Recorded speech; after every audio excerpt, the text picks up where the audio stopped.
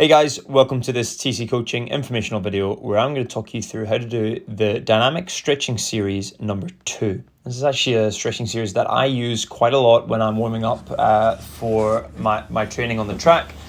After I've done, I would recommend you do between a 5 and a 10 minute easy CV prior to executing this. But we've got pretty much three reps of every movement in here.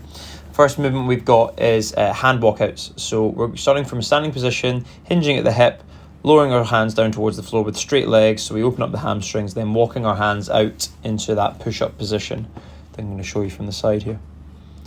Lovely stuff. Cool. Really engage the core when you come back into that push-up position. Cool. Now on the third rep, you're going to come in and you're going to hold that, and then we're going to go into downward dog. So we're going to shift the bum up into the air, trying to bring the rib cage towards the thighs, and then we're going to go into Cobra from there. So we're going to drop the chest down and then bring it back up, drop the hips down into the floor. One more of them, so we're trying to hit 3 of them. And then we're going to hit a little bit of Cobra rotation, so we're just going to rotate the shoulders so we can open up the lower back just a little bit more. That's 3 times each side, so we really got to drop one shoulder in and pick the other shoulder out to the side. Really open everything up. Cool. Nice. From here, you're then going to resume the push-up position, and you're going to bring your left foot up towards your left hand, open up the hips, then right foot to right hand, and alternate. So you do 3 each side. You can drop the hips down a little bit, but I'm actually more interested in you keeping your core position. The higher up you bring the foot, the more you're going to open up the hip. Pretty simple on that front. Okay.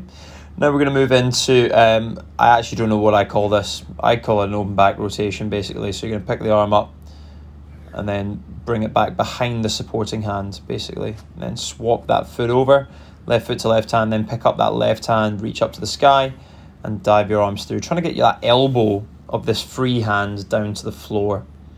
Really great movement for opening up the lower lumbar. And a bit of mid-thoracic as well, so middle of the back too.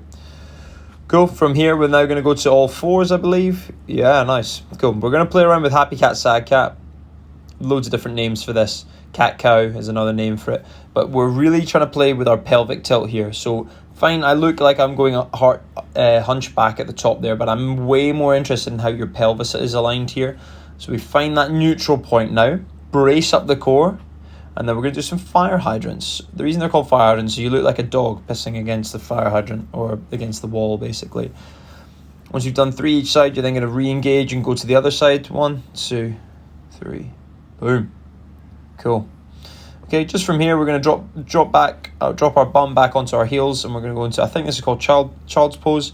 I'm not a yogi. I'm not trying to be. I just find a lot of these movements super, super useful. Cool. Now we're going to try and open up the lats. Okay, so you're going to bring your right hand towards where your left hand is. You're going to feel that stretch across the right lat.